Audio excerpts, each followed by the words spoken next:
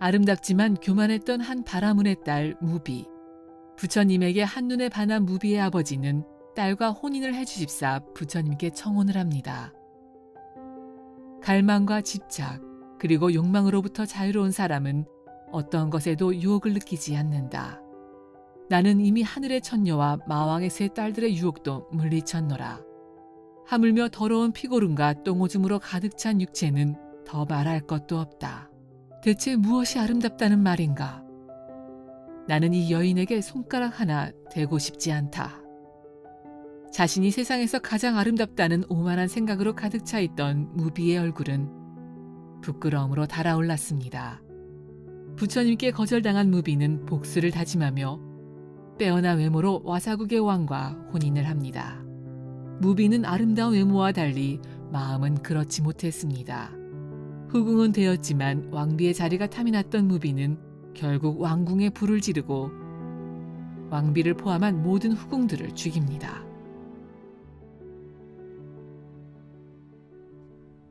이제 다음으로 무비의 일화를 살펴봅시다. 무비는 후궁 전체를 불살라버렸습니다. 정말 잔인했죠. 후궁의 누가 무비를 화나게 했습니까? 일화를 잘 떠올려 보십시오. 아무도 그녀를 건들지 않았습니다. 왕이 새로운 여인을 들였다고 왕과 다른 여인들이 시샘했을까요? 시샘에도 그렇게 심하지 않았습니다. 역사적 사실을 알려드리자면 2500년 전에는 인도뿐만 아니라 거의 세계 모든 나라에서, 특히 지금의 아프리카처럼 일부 후진국에서는 부족의 족장, 촌장, 지도자나 왕이 아닌 귀족까지도 여러 명의 여성을 거느렸습니다. 남자의 세계, 그 투쟁의 세계에서 여자는 소나 양의 수량과 같았죠. 남자의 재력을 상징했습니다. 여성을 비하하려는 의도가 아닙니다. 역사적 사실입니다. 당시에는 이렇게 여성을 대했습니다. 그러니 후궁들도 2000년 전에는 왕이 다른 여인을 들여도 개의치 않았죠.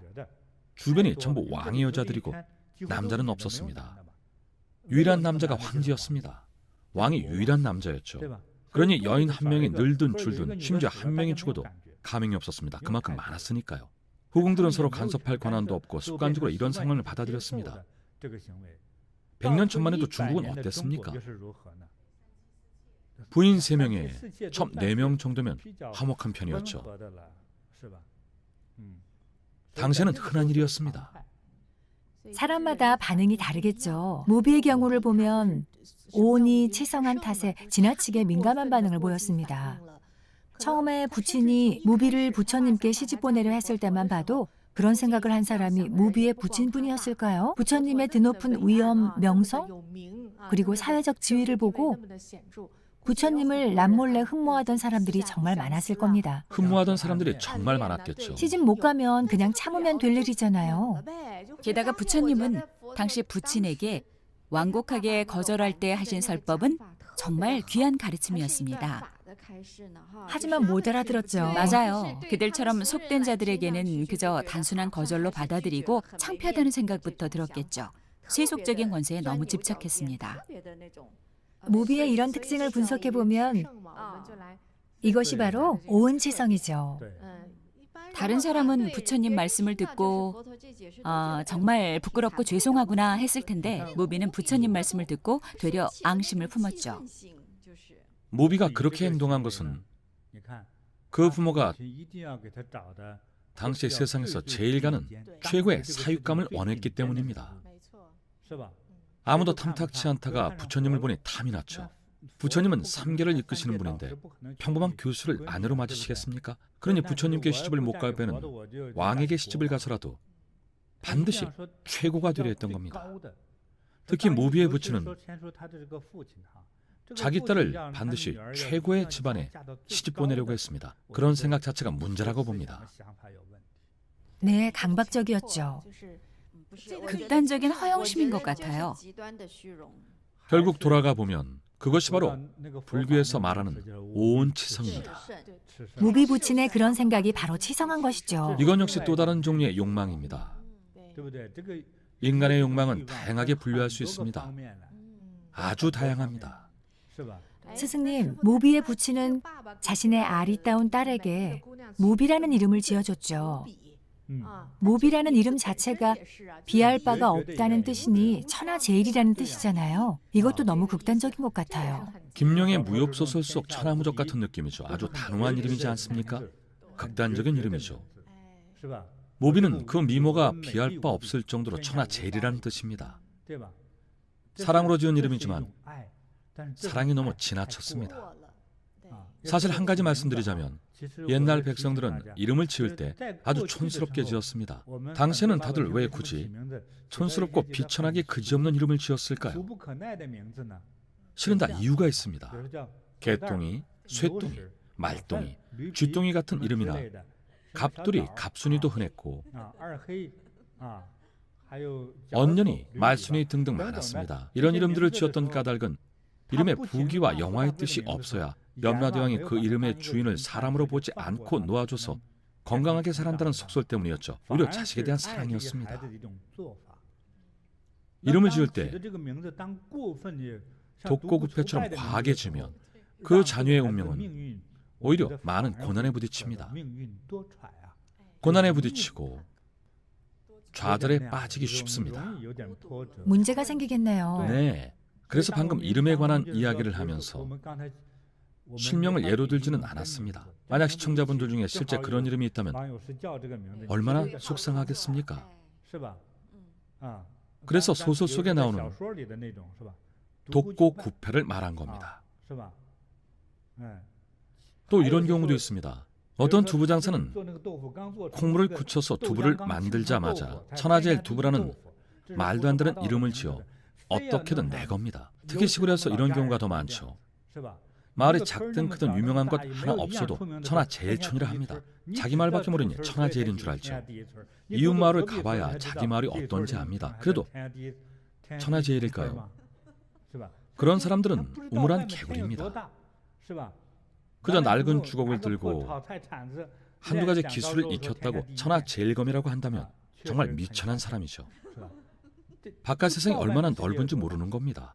자녀들에게 이름을 지어줄 때 저는 대단한 이름을 권하지 않습니다. 이름이 도를 벗어날 정도로 과하면 여러 문제가 생길 수 있습니다. 제가 반대하는 이유는 운명의 결과가 좋지 않을 수 있기 때문입니다. 그래서 아주 신중해야 합니다. 장명 자체에 신중을 기하십시오. 이름을 지을 때는 마음이 반영됩니다. 어느 부모가 자식을 사랑하지 않겠습니까? 개똥이라고 지으면 자식을 안 사랑하는 걸까요? 오히려 너무 사랑해서 염라대왕 눈에 띄지 않게 잘 키우려고 촌스럽게 이름을 짓는 겁니다. 물론 이름을 하나 더 지을 수 있죠. 평소에는 애칭으로 부르고 정식 이름을 따로 지어도 됩니다. 하지만 정식 이름을 지을 때도 천하제일 같은 이름은 피하십시오. 그렇게 극단적인 이름으로 짓지 마십시오. 그런 이름은 좋지 않습니다. 오만함이 생기면 자기의 재능을 믿고 남을 업신여기거나 조금만 성공해도 오만해지기 쉽습니다. 사람이 오만해지면 좋은 것들은 담을 수 없고 충고가 귀에 들어오지 않습니다. 오만한 사람들, 특히 오만한 선생님이나 사장님들은 더욱 아무 말도 안 듣습니다. 자기 주장만 고집합니다. 조언을 구한다면서도 한마디도 귀담아 듣지 않고 가르침을 얻으러 와놓고 오히려 반박합니다. 오만함이 습관이 된 탓이죠. 내가 돈을 많이 벌었으니 내가 곧 진리다라는 식입니다. 아직 죽어보지도 않았는데 어찌 진리를 알 수 있겠습니까? 마지막 결단을 내리기 전까지는 그 무엇도 진리가 아닙니다. 진리는 시간의 시험을 거쳐야만 합니다. 최후의 승리가 진정한 승리입니다. 예컨대 20세에 독립해서 30세에 부자가 되었다면 50세의 생활은 어떨까요? 아마 35세쯤엔 매우 오만할 겁니다. 오만함 때문에 50세가 되었을 때 가산을 탕진하고 50세 이후에 재기할 가능성은 아주 낮습니다.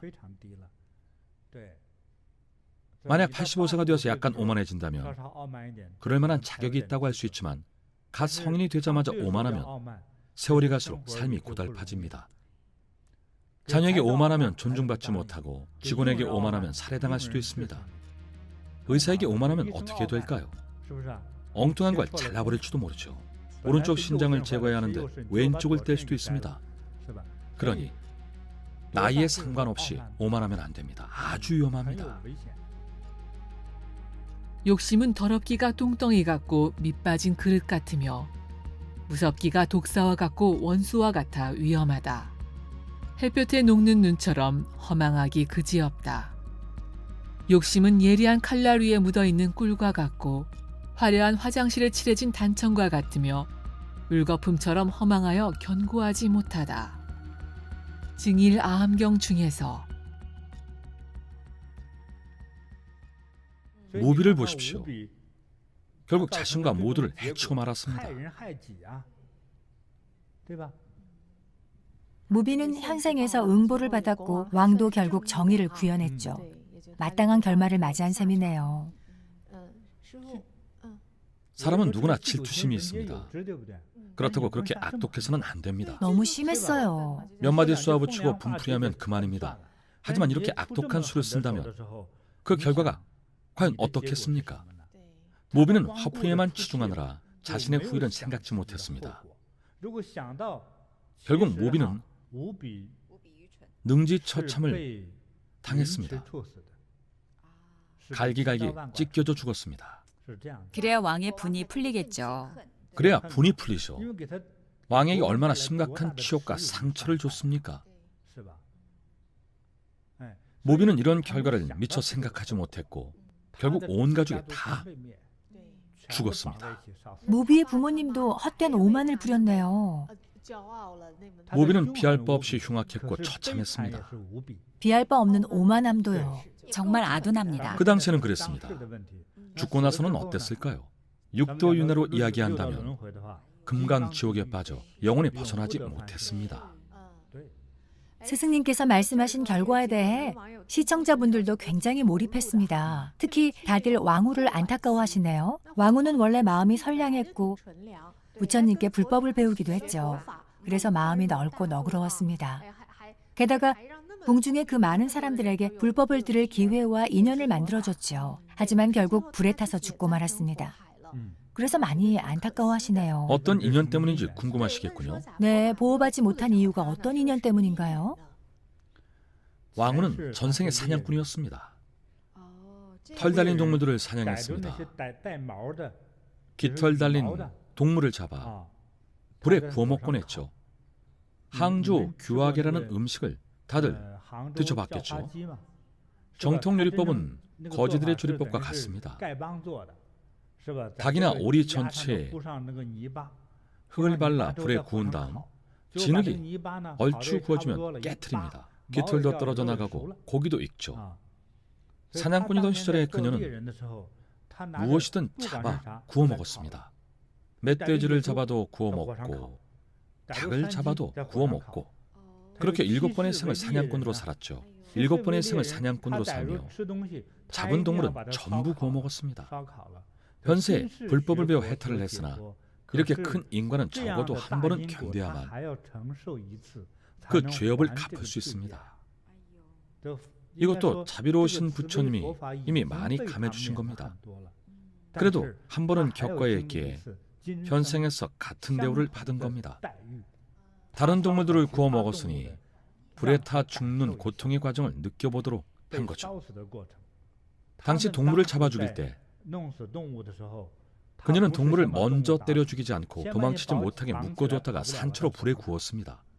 불에 태워 죽이고 익을 때까지 구워서 먹었습니다. 생각해보면 현세의 응보는 받아 마땅합니다. 시청자 질문이 없었다면 저도 이 이야기를 안 했을 겁니다. 왕후처럼 수행이 깊은 사람이 왜 무고하게 고통받아야 했는지 의문이 들 수 있죠. 가끔은 죄과에 대한 벌을 받을 때 우리가 공덕을 쌓아서 빚을 갚는다 생각할 수 있지만 사실 알고 보면 전생의 빚이 1억이고 현생에 겨우 절반만 갚았기에 아직도 빚이 까마득히 남아 있습니다. 그래서 목숨을 대가로 그 빚을 갚기도 하죠. 왕후도 죄과를 많이 감면받았네요. 이미 많이 줄어든 겁니다. 맞아요. 정말 감개무량합니다.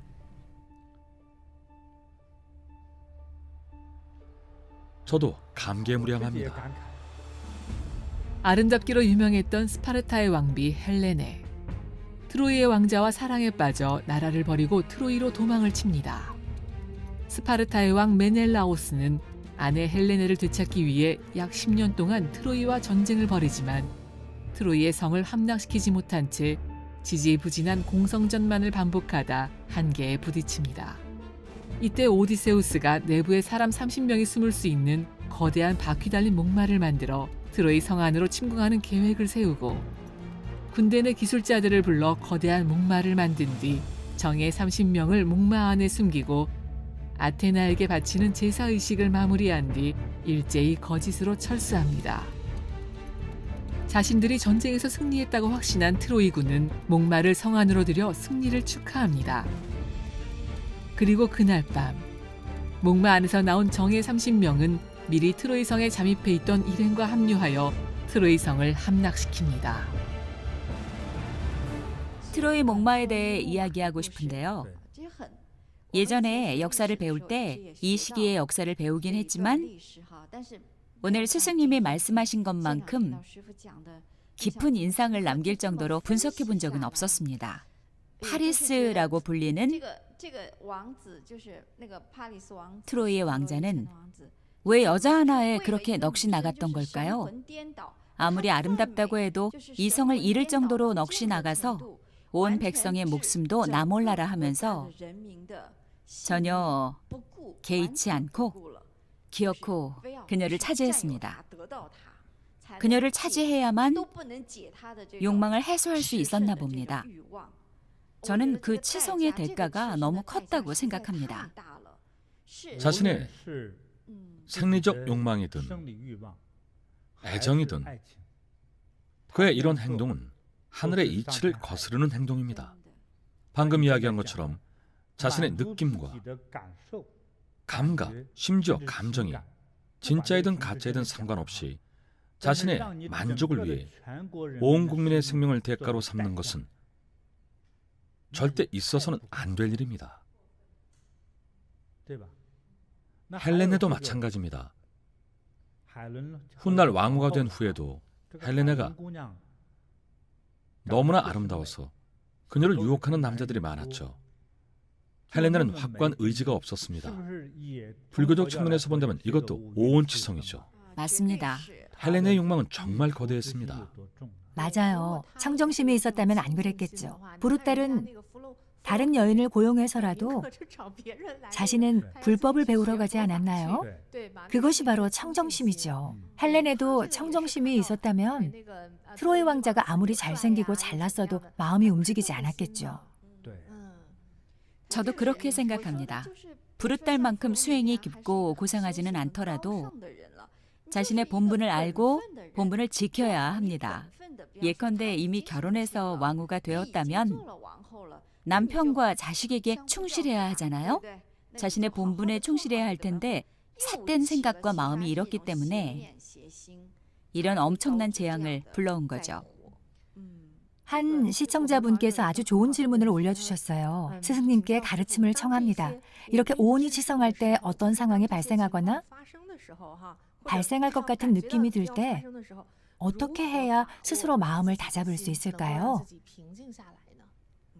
정말 좋은 질문이네요. 제 이야기를 많이 들으면 마음이 가라앉을 겁니다. 결말이 좀 비극 아닙니까? 어떤 문제든지 저와 이야기를 나누고 많이 듣다 보면 알게 되실 겁니다. 비극이 아닌 좋은 느낌인 경우를 예로 하나 들어보죠. 원래는 고급반 숲에서 하는 이야기입니다. 예를 들어 겨울이 오면 따뜻한 느낌을 좋아합니다. 이불 속에 파고들 때를 떠올려보죠. 어릴 때 이불을 덮으면 처음에는 차갑지만 덮고 있으면 따뜻해집니다. 사실 이불 속은 차갑지만 들어가서 한숨 자고 일어나면 따뜻하게 데워지죠. 하지만 아침이 되면 다시 일어나야 합니다. 왜 겨울에는 늦잠을 자고 싶을까요? 이불 밖에 나오면 춥고 이불 속은 이미 따뜻하게 데워졌으니까요. 따뜻함은 행복함을 느끼게 해줍니다. 하지만 동시에 사람을 게으르게 만들기도 하죠.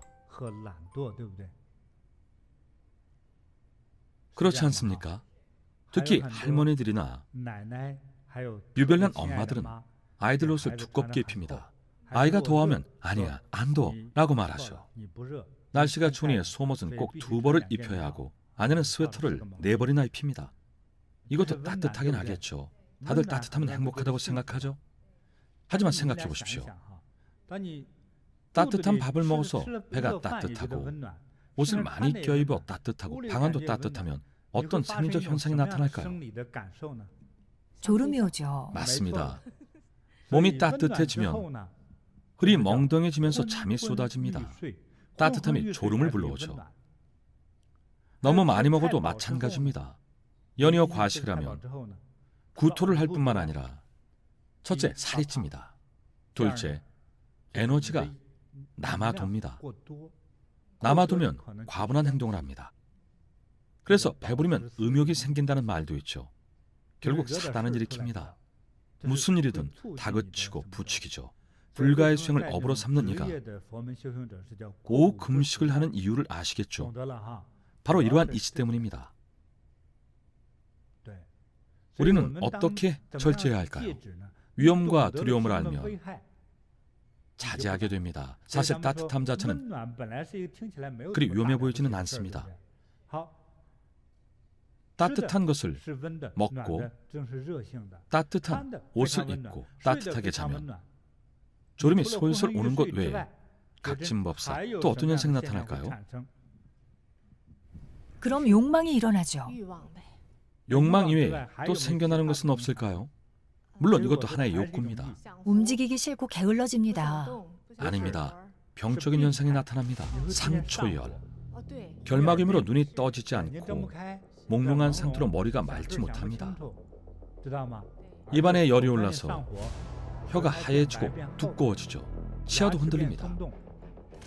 아랫목에서 오랫동안 덥게 자고 나면 이가 금방 상에 빠져버립니다. 잘 모르셨죠? 보약의 부작용과 비슷합니다. 보약이 너무 과하면 그렇죠. 어제 이야기를 나눴던 우리 법사의 지인 중에 부잣집 친구가 있었죠. 제 초등학교 동창이었어요. 말씀해 주십시오. 그 친구는 제 초등학교 동창인데요. 가정 환경도 좋았고 부모님 모두 회사를 다니는 맞벌이 가정이었습니다. 그 동창은 남학생이었는데 부모님은 타지에서 일을 하셔서 조부모님 집에서 자랐습니다. 그 친구의 부모님은 멀리 타지에서 일하면서 아이를 돌보느라 힘드신 조부모님께 보약을 자주 보냈습니다. 어르신들을 위한 건강보조식품들이었죠. 친구의 할머니 할아버지는 손자를 너무 아낀 나머지 손자가 기침이라도 하거나 조금만 안 좋은 것 같아도 인삼 같은 보약을 먹이셨어요. 특히 겨울만 되면 손자에게 온갖 보양식을 먹이셨죠. 그래서 그 친구는 어렸을 때 아주 건강했어요. 그 시절 보통 아이들에게 백숙도 사치였지만 그 친구 할머니는 백숙에 인삼까지 넣어서 어릴 적부터 늘 손자에게 삼계탕을 먹였습니다. 그 친구는 키가 아주 많이 컸겠군요. 아니요, 안타깝게도 키는 크지 않았어요. 왜 키가 안 컸을까요? 그러게요, 정말 이상했어요. 키가 크지 않으니까 할머니는 영양 부족인 줄 아시고 보양식을 더 열심히 먹이셨죠. 인삼이든 뭐든 집안에 있는 최고 좋은 것들은 전부 다 먹이셨어요. 저흰 무리 없이 잘 크는데 몸에 좋은 걸 한참 먹은 그 친구는 키도 작고 왜소했습니다. 아무리 보약을 먹여도 소용이 없는 듯했죠. 그래서 할머니는 그 친구를 병원에 데려갔습니다. 의사는 그 친구를 보고 아이가 너무 조숙하다면서 발육이 시작되기도 전에 이미 성장기가 끝났다고 했습니다. 이미 다 자랐군요. 더 자라지 않는 거죠. 키가 다 크기도 전에 몸이 성장을 마쳤으니 더 이상 자라지 않는군요. 나중에 의사가 하는 말이 할머니가 보약을 과하게 먹여서 성장이 일찍 끝났답니다. 다 크기도 전에 그렇게 됐으니 너무 안타깝죠. 사랑도 너무 과하고 보약도 너무 과했어요. 예를 들어 나무나 배추, 당근을 온실에 두면 온실의 채소는 큼직하게 자라지만 바람을 견디지 못합니다. 속빈 강정이나 마찬가지죠. 크기만 컸지 품질은 그저 그렇습니다. 물론 이것은 비유일 뿐입니다. 따뜻함의 개념을 보면 따뜻한 햇볕에 따뜻한 옷을 입고 따뜻한 음식을 먹고 따뜻한 담요를 덮으면 사실은 오히려 해가 됩니다. 너무 빨리 노화해서 이도 일찍 빠지고 뼈도 일찍 약해지죠. 골다공증도 열 때문에 생깁니다. 따뜻한 에너지 때문이죠. 그래서 아이들에게 옷을 입힐 때는 밥을 먹일 때와 마찬가지로 70%만 채워야 합니다. 약간 추운 듯해야 더 잘 자랄 수 있습니다. 너무 따뜻하게 입히지 마십시오. 움직일 때마다 땀이 나면 오히려 감기에 더 잘 걸립니다. 그러니 적당하게 식사도 70%만 채우고 옷도 70%만 채워야 합니다. 너무 따뜻하지 않아야 오히려 좋습니다. 어느 정도의 온도와 따뜻함, 식사, 음식의 온도, 이렇게 많은 따뜻함은 행복을 느끼게 하지만 실은 해로운 겁니다. 이와 같은 이치로 다른 문제를 논의할 수도 있죠. 달콤함을 예로 들어볼까요? 그동안 너무 많이 말했으니 더 말할 필요도 없죠. 단 것을 많이 먹으면 아이들은 이가 다 썩어 빠집니다. 맞아요. 치아도 상하고 시력에도 영향을 주고 어른들은 혈당이 오릅니다. 직접적인 피해를 주죠. 아이나 어른 모두에게 해롭습니다. 보통은 달콤함을 행복이라 여기죠. 고급 호텔에 가면 5성급 이상이나 꽤 좋은 호텔들은 고객이 잠들기 전에 호텔 직원들이 미리 침대 위에 초콜릿을 놓아둡니다. 행복한 단꿈을 꾸라는 의미입니다. 달콤한 행복을 느끼다 2달 후면 이가 다 빠질 겁니다. 행복은 무슨? 과연 행복하겠습니까? 오히려 해가 되지 않습니까? 혹자는 5성급 호텔에 비싼 돈을 들여 먹는데 왜 안 먹느냐고 하겠죠. 확실히 효과는 있겠군요. 이가 전부 빠질 테니까요. 당뇨병도 생길 수 있는데 굳이 먹어야겠습니까? 얼굴에 여드름은 왜 납니까? 과도한 당분 섭취 때문이죠. 이렇게 간단한 이치인데도 새겨듣지 않습니다. 그저 행복하면 된답니다. 외국인들은 자기 전에 초콜릿을 먹는다더군요. 도대체 어느 외국인이 그러던가요? 그래서 외국인들은 틀니를 많이 하나 봅니다. 틀니가 진짜 치아보다 훨씬 비싸죠? 이처럼 지금 당장은 고통의 지향이 보이지 않기 때문에 그저 무언가를 얻으려 합니다. 그저 좋아 보이는 무언가를 얻으려 애씁니다. 따뜻하다는 느낌만으로는 큰 피해를 입을 것처럼 보이진 않죠. 무슨 마약도 아니니까요. 무슨 피해가 있겠나 싶겠지만 사실은 피해를 줍니다. 맞아요. 각신법사가 만약에 돈 많은 부잣집 마나님이라면 어떨 것 같습니까? 여성분들이 오랫동안 얼굴에 붙이는 그 미용 제품 이름이 뭐였죠? 마스크팩이요. 마스크팩이군요. 솔직히 말씀해 보세요. 일주일에 2번은 씁니까? 한 번 씁니까? 일주일에 한 번이요. 일주일에 한 번, 한 번. 아, 일주일에 한 번이군요. 네, 일주일에 한 번이요. 각신법사가 부자가 돼서 가진 건 돈밖에 없다면 어떨까요? 그럼 하루에 한 번이요. 하루에 한 번도 부족하죠. 하루에 10박스씩 붙일 겁니다. 벽돌을 쌓듯이 팍팍 붙이겠죠. 남은 한 장 붙일 때 혼자 7장씩 붙일걸요? 그렇겠죠. 가진 게 돈밖에 없지 않습니까? 축하합니다. 한 달 후면 얼굴이 아미산 원숭이 엉덩이처럼 변할 겁니다. 빨개지나요? 빨개지기만 하겠습니까? 거의 형태 자체가 변할 겁니다. 얼굴이 마스크팩의 영양을 과도하게 흡수하는 바람에 그것이 쌓이고 쌓여서 결국 여드름이 생기겠죠. 여드름을 짜면 흰 벌레 같은 것이 밖으로 나옵니다. 한번 집에 가서 짜보세요. 많은 사람들이 툭하면 피부 안에 뭘 자꾸 채우기만 하니 그것들이 안에 쌓여서 벌레도 아닌 흰 지방으로 변하는 겁니다. 지금 거울을 보면서 코에 있는 피지를 한번 짜보세요. 피지가 나온다면 지방이 너무 많은 겁니다. 지방간이 있을 수도 있습니다. 그렇게 많은 마스크팩을 붙이는 행동은 돈이 많고 적고의 문제가 아닙니다. 방금 말했듯이 욕망은 모든 인류가 가지고 있습니다. 이런 욕망은 반드시 자제할 줄 알아야 합니다. 검소하고 겸손해야 합니다. 겸손한 척이 아니라 진정으로 겸손해야 합니다. 과거 중국의 90년대에 어떤 사람이 장사를 시작해서 올해 마침내 몇억 원을 벌었습니다. 이제 매일 전복만 먹겠답니다. 1년도 필요 없이 2달만 지나도 큰 수술을 해야 할 겁니다. 몸이 괴물처럼 변했을 테니까요. 그러면 안 되겠죠. 동북 지역 사람이 인삼도 있고 산삼도 있어서 매달 산삼을 먹으면 어떻게 되겠습니까? 코피가 나겠죠. 코피가 문제가 아닙니다. 몸이 뒤틀리겠죠. 터져버리겠죠. 추모회가 열릴 겁니다. 그 추모회가 최후의 잔치가 되겠죠. 콘서트가 아니라요. 물론 좋은 점도 있죠. 요즘처럼 세상에 인구가 넘쳐날 때 한 명이 죽으면 일자리 하나가 새로 생기니 나름의 공헌인 셈이죠. 하지만 살아있는 사람들은 조금이라도 더 오래 살고 싶어 하지 않습니까? 그러니 좋아 보인다고 해서 반드시 진짜 도움이 될 거라고는 생각하지 마십시오. 좋은 것도 반드시 신중하고 조심해야 합니다. 나쁜 것을 뻔히 알면 더더욱 멀리해야 합니다. 중국인들은 배우자를 찾을 때 남자가 담배도 술도 안 한다면 개보다 못하다며 남자던 품위도 기계도 없다고 비난합니다. 남자다움이라는 것이 뭡니까? 왜 술에 취해 사람을 때리고 망나니처럼 싸움질만 해야 남자입니까? 남자가 너무 점잖으면 재미도 없고 지루하고 심심하다고 생각합니다. 별별 사람이 다 있습니다. 그래서 가끔은 자신에게 닥친 재난이나 운명이 스스로 구한 것이기도 합니다. 내가 출가하기 전에는 5가지 감각적 욕망을 갖추고 즐겼다. 그런 나는 나중에 감각적 욕망의 일어남과 소멸, 달콤함과 재난과 벗어남을 있는 그대로 알아 감각적 욕망에 대한 가래를 제거하고 감각적 욕망에 대한 열병을 없애고 갈증이 사라져 안으로 마음이 고요한 상태로 머물렀다.